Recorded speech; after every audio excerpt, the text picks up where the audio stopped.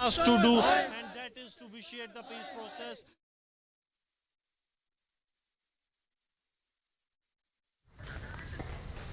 तो बड़ी जानकारी इस समय की यह है कि बीजेपी की जो प्रेस कॉन्फ्रेंस है वो बस अब से कुछ ही क्षणों में कुछ ही लम्हों में शुरू होने जा रही है। संबित पात्रा को आप देख रहे हैं।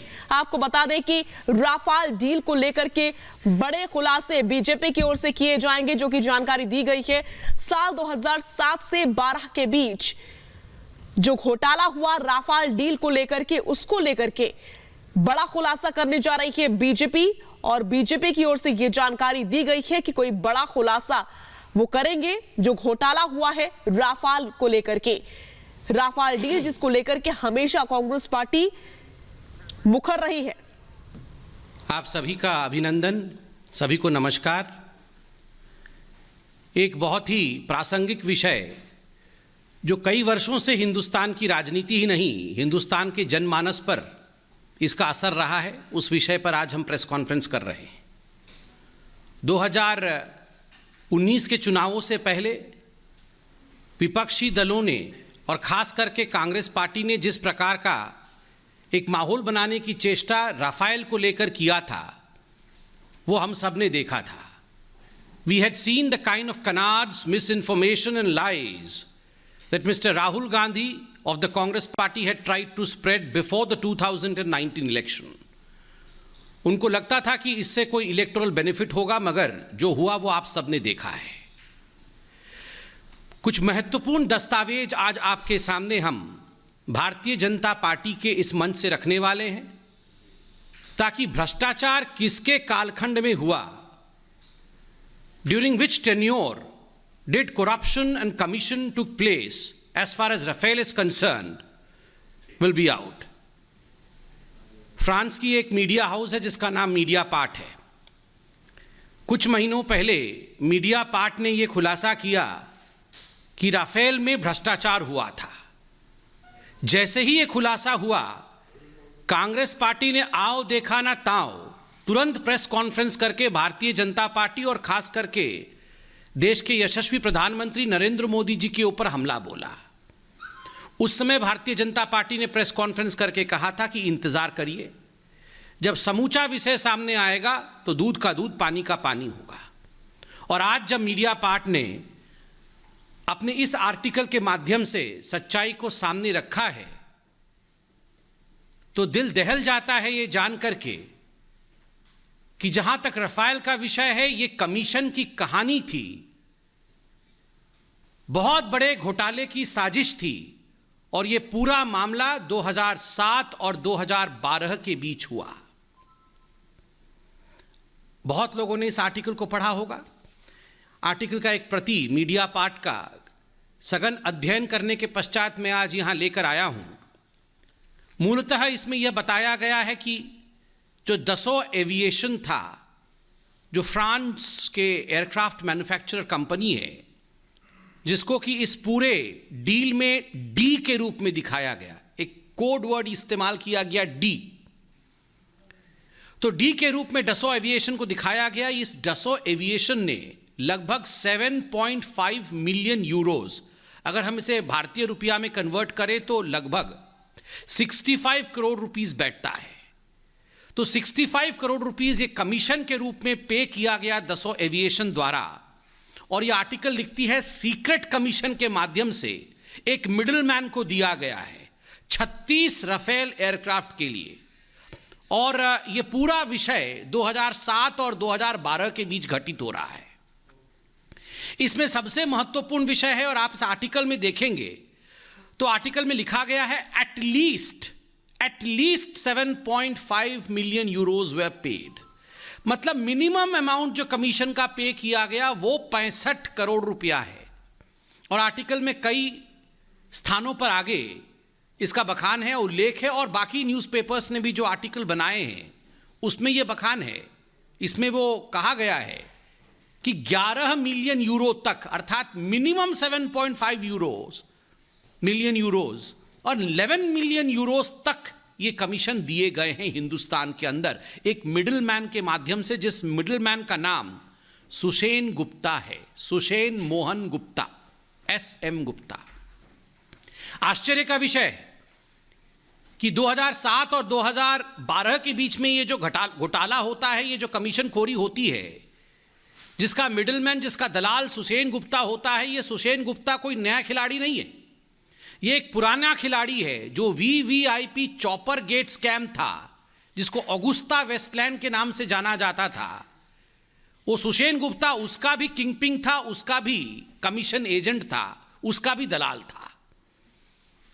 This is too much of a coincidence that an agent, a middleman who was commissioned for Augusta Westland case, in fact is the kingpin, is the commission agent, is the middleman in the Rafael case also during 2007 and 2012. And too much of coincidence is always a conspiracy. जब बहुत coincidence होता है वो coincidence नहीं होता है, उसके पीछे षड्यंत्र होता है, कहीं ना कहीं उसके पीछे एक कॉन्स्पिरेसी होती है। ये तार कहां तक जुड़ते हैं ये विवेचना के विषय हैं। तो स्वाभाविक रूप से ये एक बहुत बड़ा घोटाला हुआ और कालखंड यूपीए की सरकार की रही है, कांग्रेस की सरकार की रही है। आज राहुल गांधी, आप लोग पत्रकार हैं, बहुत सम्मानित है, आप लोग मुझे मेरा ज्ञानवर्धन करेंगे। शायद वो हिंदुस्तान में नहीं है, मैंने अभी अखबारों में पढ़ा शायद वो इटली में है। इटली से राहुल गांधी जवाब दें। जो भ्रम फैलाने की कोशिश राहुल गांधी और उनकी पार्टी ने इतने वर्षों तक किया है, आज ये खुलासा हुआ है कि उन्हीं के सरकार के कालखंड 2007 से 12 के बीच में ये कमीशन खोरी हुई है और मिडिल मैन का नाम भी सामने आया है। बहुत दुखद विषय है मेरे भाइयों। दुखद विषय यह है, for long 10 years the IAF, Indian air force, was depleted critically of fighter aircraft. Indian air force को फाइटर एयरक्राफ्ट की आवश्यकता थी। 10 वर्षों तक इस पूरे विषय को पेंडिंग रखा गया। 10 वर्षों तक there were negotiations and negotiations and negotiations and there was no conclusion of negotiation. And now we come to know that there was no conclusion of negotiation because the negotiation was not about aircraft. The negotiation was about commission. 10 वर्षों तक ये जो negotiation हुआ है, ये aircraft के लिए negotiation नहीं हो रहा था, ये कमीशन के लिए नेगोशिएशन हो रहा था कि कितना कमीशन चाहिए। आज ये सामने आया है और इस संदर्भ में एक कागज में आपके सामने रखने वाला हूं और इसका टाइटल है, जो मीडिया पार्ट ने भी छापा है, agreement for commission. Agreement for commission. Congress के कालखंड में एग्रीमेंट फॉर परचेस तो हमने देखा नहीं, नेगोशिएशन को कंक्लूड होते हुए देखा नहीं, मगर well yes, there was a agreement on commission and you would be astonished if you go through the contents of agreement of commission. ये जो agreement of commission है, इसके कंटेंट को आप पढ़ेंगे तो आप हतप्रभ हो जाएंगे। मैं 2 लाइन पढ़ता हूं। Commission is payable at the rate of 40% of the total contract value between IDS and Dassault Aviation. The commission is consideration thereof. The commission is payable after the delivery of the product by IDS and the receipt of the consideration thereof. आप सोच के देखिए, commission is payable at the rate of 40%। कोई 2%, कोई 4% का घोटाला नहीं। Rahul Gandhi, congratulation, you have broken records of commission. Sonia ji, congratulations, विश्व में कमीशन के रिकॉर्ड को आपने तोड़ा है। 40% के रेट से हम कमीशन लेंगे, ये कमीशन की एग्रीमेंट है। और आप झूठ बोल रहे थे इतने सालों तक। उल्टा चोर कोतवाल को डांट रहा था, उल्टा चोर चौकीदार पे बरसे। आप सोच के देखिए, 40% के आधार पर यह कमीशन खाने की यह साजिश नहीं थी, कमीशन खाया गया है, पैसा लिया गया है, डिलीवरी हो चुकी थी। इस आर्टिकल में आप देखेंगे ऑफशोर कंपनीज बनाई गई थी। एक ऑफशोर कंपनी का नाम इंटरस्टेलर है, वो आप सब ने देखा है, कई न्यूज़ चैनल्स ने और पत्रिकाओं ने आज इसे छापा भी है। जिस आईडीएस के विषय में मैंने कहा, ये सुसेन गुप्ता की कंपनी है आईडीएस। एक शेल कंपनी यहां बनाना भारतवर्ष में और उसके माध्यम से पैसे बाहर के देशों में ट्रांसफर करना, ये जो ऑफशोर कंपनीज बनाना, डूबियस कॉन्ट्रैक्ट साइन करना, और सबसे बड़ी बात फॉल्स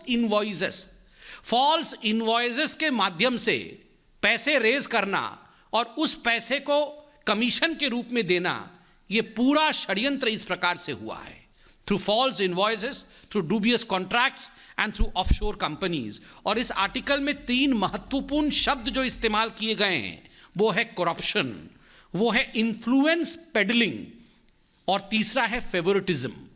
ये जो इन्फ्लुएंस पेडलिंग होता है, ये पैसे देकर आप पूरे डील को इन्फ्लुएंस करने की चेष्टा करते हैं कि आप इसी कंपनी का इस मेक के इस समय खरीदी करिए और ये पैसे आप बदले में पकड़िए। और जो तीसरा शब्द है favouritism, you must be reminded of the fact that this word was oft used by the Congress party spokespersons when they held press conferences. And in fact, this word was dragged to the court that there was favoritism in the deal which was signed by the government-to-government deal between India and France. But today, we are not only surprised because we know what Congress is capable of. Today we see that favoritism was the part and parcel of the negotiation that was going on between the then dispensation of India, that is UPA, and the company, 2007 to 2012. बंधुगण, आज ये अतिशयोक्ति नहीं होगी कि अगर INC, Indian national Congress को rename किया जाए और कहा जाए कि INC का अर्थ इंडियन नेशनल कांग्रेस नहीं है, INC का अर्थ है I need commission. I need commission, बिना कमीशन के ये कुछ नहीं करते हैं। I need commission. Sonia Gandhi कहती है I need commission, Rahul Gandhi कहते हैं I need commission, Priyanka Vadra I need commission, Robert Vadra I need commission. ये INC मतलब आई नीड कमीशन। और ये सिलसिला कोई आज का नहीं है, जब से कांग्रेस पार्टी है तब से आई नीड कमीशन है। जीप घोटाला नेहरू जी के समय याद करिए, घोटाला कमीशन का घोटाला था। उसके बाद बोफोर्स घोटाला कमीशन का घोटाला, एयरबस घोटाला कमीशन का घोटाला, HDW सबमरीन घोटाला कमीशन का घोटाला, VVIP ऑगुस्ता वेस्टलैंड कमीशन का घोटाला, टेट्रा ट्रक कमीशन का घोटाला। जहां कमीशन वहां कांग्रेस। और बिना कमीशन के हिंदुस्तान के अखंडता के लिए, हिंदुस्तान के प्रोटेक्शन के लिए, हिंदुस्तान की सुरक्षा के लिए कोई डील कांग्रेस के काल में हो नहीं सकती थी। यह अतिशयोक्ति नहीं होगा, it would not be an over projection if I today say that during the UPA tenure there was a deal within every deal. Every deal had a deal. Her deal के अंदर एक डील था और फिर भी deal नहीं हो पाती थी। आप सोच के देखिए, 65 करोड़ से अधिक रुपए लेने के पश्चात भी ये जो नेगोशिएशंस हो रहे थे, ये नेगोशिएशन फुलफिल नहीं हो पाए क्योंकि इतने में परिवार संतुष्ट नहीं थी और चाहिए। इसी कारण से ये डील मेटेरियलाइज नहीं हो पाया। और धन्यवाद है मोदी जी का, जो हमने गवर्नमेंट टू गवर्नमेंट नेगोशिएशन किए और आज राफेल हिंदुस्तान में आया है और हिंदुस्तान सुरक्षित है। बंधुगण, मैं अंत में इतना ही कहूंगा कि कौन कहता है कि भ्रष्टाचार का ठिकाना नहीं होता है। भ्रष्टाचार का भी ठिकाना है। भ्रष्टाचार का पता है 10 जनपद। आज जब से भारतीय जनता पार्टी की सरकार आई है, भ्रष्टाचार बेघर हो गई है। भ्रष्टाचार बेघर हो गई है और गांधी परिवार बेबस हो गया है। और उस बेबसी का आलम समय समय पर हमने देखा है। झूठ और भ्रम के माध्यम से जिस प्रकार कांग्रेस ने लोगों को बरगलाने की कोशिश की, मैं एक शेर पढ़कर इसे अंत करूंगा। घोटाले एक नहीं कई हजार हो गए, घोटाले एक नहीं कई हजार हो गए, रिश्वत के आंकड़े भी करोड़ों पार हो गए। जनता को लूटा कांग्रेस ने इस तरह कि उनके शर्म भी शर्मसार हो गए। बहुत बहुत धन्यवाद। कोई प्रश्न हो तो अवश्य पूछें।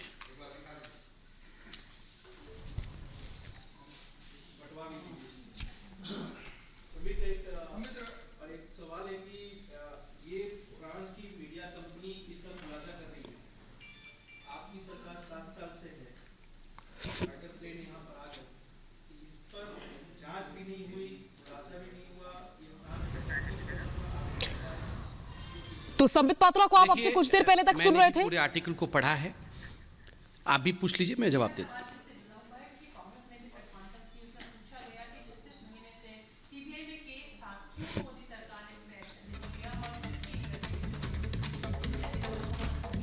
अच्छा, कांग्रेस ये पूछ रही है कि गांधी परिवार पे इन्वेस्टिगेशन क्यों नहीं हुआ है। इसका जवाब मैं देता हूं। बड़ा आश्चर्य का विषय है। देखिए, हम तो यहां पॉलिटिशियन के रूप में बैठे हुए हैं, आप पत्रकार के रूप में बैठे हुए हैं। हम सबसे बड़ा कोई है तो सुप्रीम कोर्ट है। हम सबसे ज्ञानी भी है और स्वाभाविक रूप से तथ्यों के आधार पर उस पूरे विषय की विवेचना करने की क्षमता जो सुप्रीम कोर्ट के पास में है वो हमारे पास कम होगी। इस पूरे विषय की विवेचना सुप्रीम कोर्ट ने किया। इस पूरे विषय पर सुप्रीम कोर्ट ने अपनी टिप्पणी दी। उस टिप्पणी पर भी एक रिव्यू पिटीशन डाला गया, उसको भी सुप्रीम कोर्ट ने खारिज किया।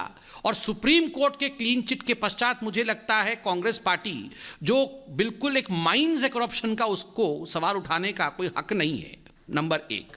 नंबर दो, पूरे मसले पर जो डील मोदी सरकार की रही है, गवर्नमेंट टू गवर्नमेंट डील, उस पर सीएजी और सुप्रीम कोर्ट की टिप्पणी रही है, सीएजी की भी टिप्पणी रही है और सीएजी ने भी कहा है कि जो डील सरकार ने किया है that is the best deal that could be present. Thirdly, as far as the middleman is concerned, I am not the spokesperson of CBI. I do not know whether the CBI is investigating or there is an investigation going on. I cannot comment on CBI.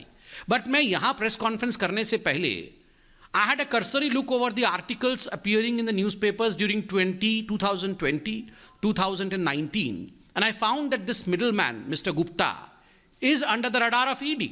He was even arrested. He was arrested. He is being investigated for money laundering and for issues which are, as far as dalali, as far as middlemanship is concerned, as far as commission is concerned. So these are ongoing investigations. Who said that no investigation is being done against the middleman? Everything has been investigated.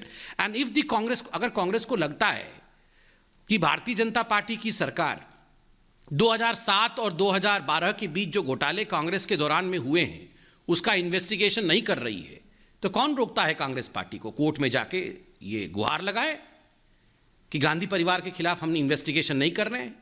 ये इनका दोहरा चरित्र है। Investigation नहीं किया, investigation कराओ, हमारी जांच कराओ, ये चिढ़ाने की कोशिश करते हैं। और जैसे ही जांच होती है और ये पकड़े जाते हैं तो बोलते हैं बदले की राजनीति, बदले की राजनीति। ये दोहरा चरित्र नहीं चलने वाला है।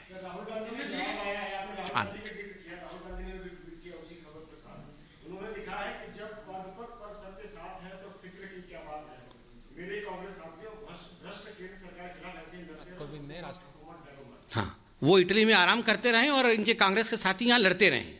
किस चीज के लिए लड़ेंगे? 2007 से 2012 के बीच में भ्रष्टाचार आपने किया, कमीशन आपने लिया, कमीशन लेके छुट्टी मनाने आप इटली चले गए और यहां पर बैठ के इटली में ट्वीट करते हैं मेरे कांग्रेस के साथियों लड़ते रहो। ये कांग्रेस वाले भी समझ गए हैं राहुल गांधी इनका क्या बना रहे हैं।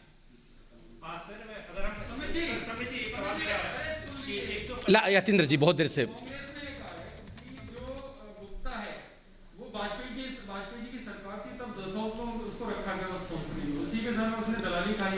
आपने छापे डाले ईडी के कागज उसके यहाँ से बरामद हुए, आप तारीख पर तारीख बता रहे हो लेकिन कोई भी कार्रवाई इस पर क्यों नहीं कर रहे हो? देखिए, कांग्रेस के लिए एक सुझाव है, तू इधर उधर की बात ना कर। तू सिर्फ ये बता कि 2007 से 2012 के बीच ये सारे कमीशन गए किधर। ये सारे कमीशन जो गए हैं वो कहाँ गए? उस समय तो हम सत्ता में नहीं थे ना, सत्ता में तो यही थे ना। आज मान गए ना कांग्रेस पार्टी प्रेस कॉन्फ्रेंस में कि हाँ घोटाला तो हुआ है। अब कागज नहीं दिखाया, कागज यहाँ नहीं दिया, इस टेबल पे कागज नहीं रखा है, आपने मीडिया में कागज पहले क्यों नहीं दिखाया। ठीक है, वो सब कुछ बात वो करते रहे, मगर ये जो पैसा 2007 से 12